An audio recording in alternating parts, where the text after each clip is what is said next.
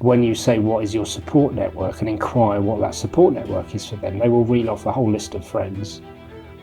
And I said, well, what form does that look like, and what support do you get from them? More often than not, they find it really hard to talk to their support network about the trouble they're having, about the difficulties they're facing and the challenges they're trying to overcome. Welcome to the Tales to Inspire podcast. Before we get started on this episode, I would like to invite you to our community so that you can hear more stories to inspire change within your life and positive change within the systems in which we live. All I want you to do is to click on the subscribe button. Your comments mean the world to us with anything that's resonated with you, and I absolutely love your support. I can't wait to go on this journey alongside you. Thank you so much for subscribing. Let's get into today's episode. Today, our bite-sized episode is with Pete Barty. I'm Pete Barty, and this is my tale to inspire. Pete, mental health. Can you tell me a little bit more about what good mental health and bad mental health is?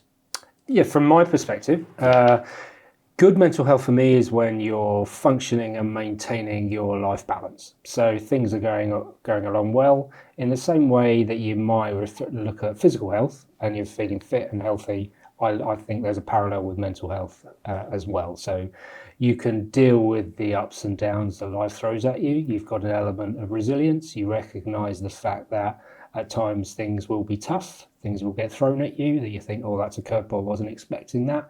But you've got the capacity, you've got the tools to deal with that and kind of just carry on with life.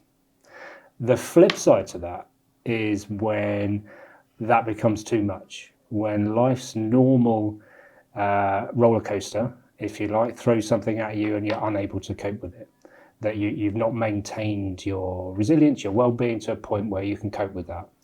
And if things start impacting on your daily life, that's when I think your mental health suffers and your mental health takes a dip, and you need to try and recognise that, which isn't always easy, because it's very difficult to sometimes take a look at ourselves and go, actually, I'm finding this really difficult.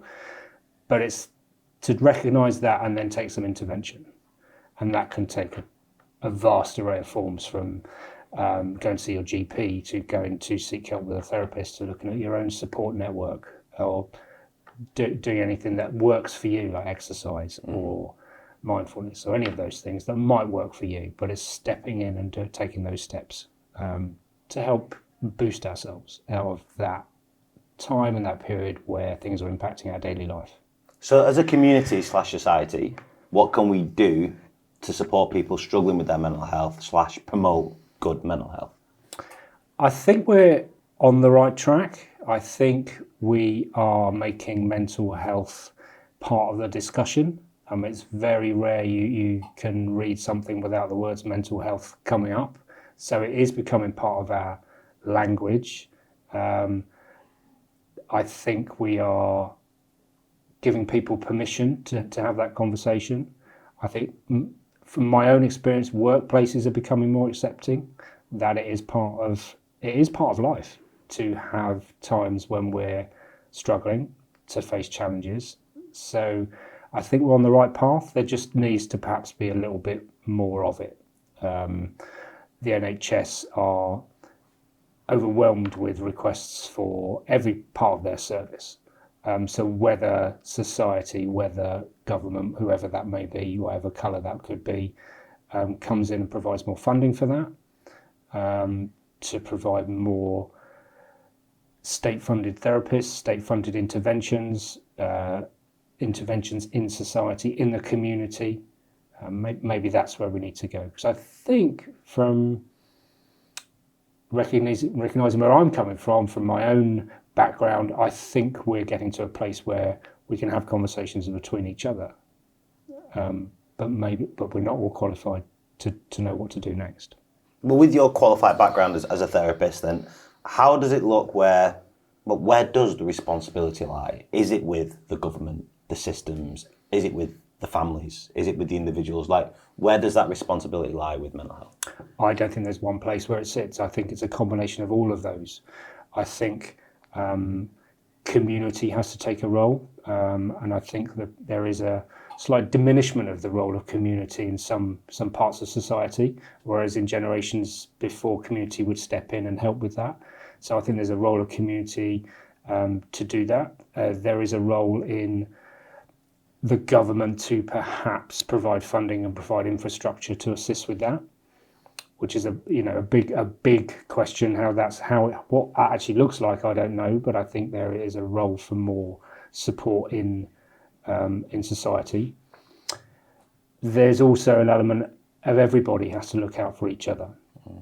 So this is society in a slightly different context where we can look out for the people around us, our friends and loved ones, our families, and actually have a conversation with them and provide support. From experience of people that come and talk to me, when you say what is your support network and inquire what that support network is for them, they will reel off a whole list of friends. And I said, well, what form does that look like, and what support do you get from them? More often than not, they find it really hard to talk to their support network about the trouble they're having, about the difficulties they're facing and the challenges they're trying to overcome, because they might not want to burden them, or they're too embarrassed. So there's still that stigma.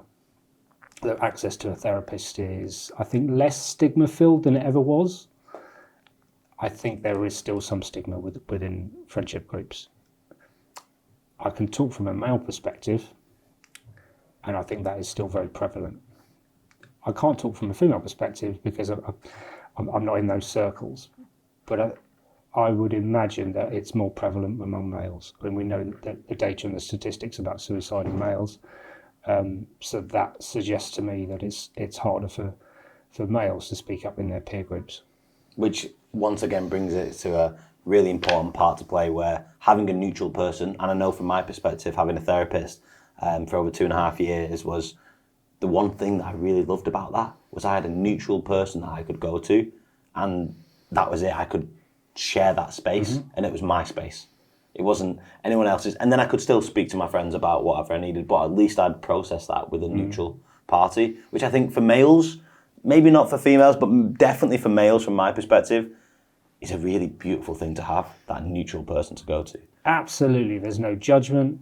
There's no preconceived ideas about what you should and shouldn't be other than your own. If you go with a load of stuff you want to talk about, the only judgment is usually your own, and how harsh you're being on yourself about what you're going through. Because a therapist should come with no judgment and be empathetic to everything that you're coming out with. So I totally agree with you. I mean, even as a therapist, I've had lots of therapy, and that was one of the best things when I first encountered therapy, was entering that room with a complete stranger. And once you got through that awkwardness, that difficulty in, I don't know you, trying to form a relationship, it was just, you used the word beautiful. I think it is beautiful. I think it's really sacred, that relationship you can have with a therapist, that really you can say anything and there won't be any judgment. And they will actually help you to find insight into some of that stuff you've been maybe habitually doing and not really had any insight over.